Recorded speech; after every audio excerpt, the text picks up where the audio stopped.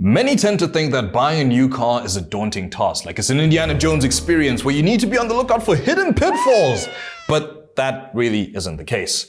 With just a few tips and tricks to keep in mind, it can be smooth sailing. Which is what we're going to show you in today's episode of 10 Things. So, without any further ado, here are 10 things you didn't know about buying a new car. Let's get into it.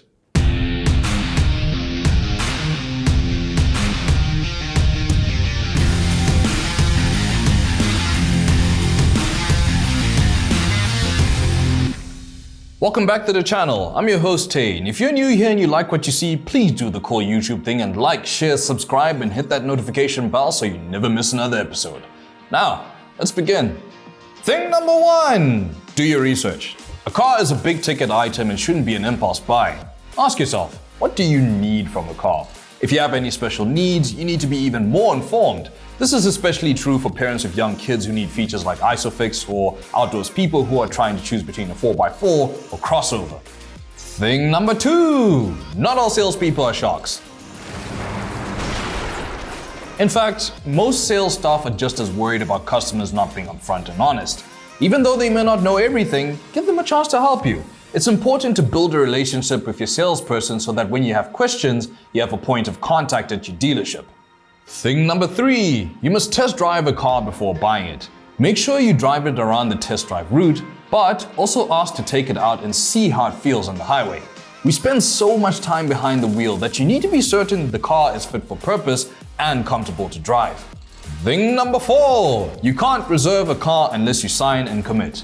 A dealer can't afford to put a car on hold for you unless they know you're going to commit to the purchase. You need to either sign the OTP, which is offer to purchase, or put down a deposit to reserve a car. Thing number 5, check that everything works. Infotainment system, indicators, headlights, seat belts, check it all before leaving the showroom. That way, you can address any problems while you're at the dealership. Thing number 6, selling privately isn't always better.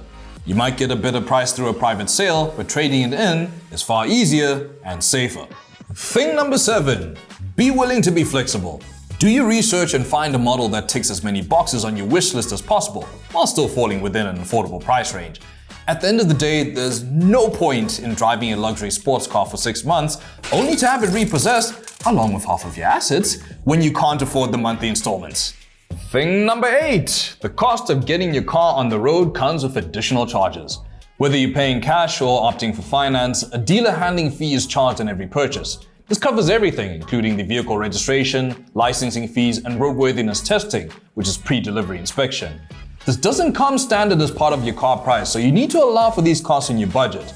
However, the total handling fee shouldn't be more than 5,000 Rand. Thing number 9, cash is not always king. You don't get a better price on your car just because you're paying cash. Dealer finance is actually the best way to buy a car. A private banker gives you a set fee and a cash sale has no wiggle room for bargaining. Your dealer, on the other hand, has access to multiple banks, helping you secure the lowest interest rate. Your dealer negotiates on your behalf, and because they make commission, your finance deal can be negotiated more than a cash deal. And thing number 10, not all brands are equal. Just because everyone drives one doesn't mean it's a good car. Choose a brand with a known track record for safety and reliability. Also, consider which brands are more likely to be stolen or hijacked. And there we go, 10 things you didn't know about buying a new car. It's not as scary as many tend to think. In fact, the process is quite streamlined. Are there any other tips you can think of? Please comment below, we'd like to hear them.